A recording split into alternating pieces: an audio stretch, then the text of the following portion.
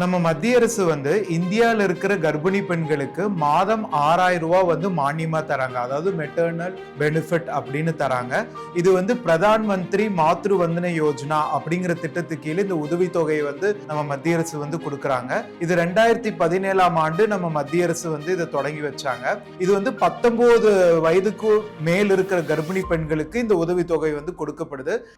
இதுல முக்கியமான ஒரு ரிசல்ட் இல்ல பயன் என்ன அப்படின்னு பார்த்தா மெட்டர்னல் மார்டாலிட்டி ரேஷியோ, அதாவது 1,00,000 குழந்தைகள் பிறக்கிற குழந்தைகளுக்கு எவ்வளவு தாய்மார்கள் இறக்குறாங்க அப்படிங்கிறது இந்த திட்டம் ஆரம்பிக்கும் போது 127 இருந்தது, இப்ப 97 குறைஞ்சிருக்கு. அதே மாதிரி இன்ஃபன்ட் மார்டாலிட்டி ரேஷியோ, 1000 குழந்தைகள் பிறக்கிறதுல எவ்வளவு குழந்தைகள் இறக்குறாங்க அப்படின்னு பார்த்தது முதல்ல 33 இருந்தது, இப்ப 29 கம்மியா இருக்கு.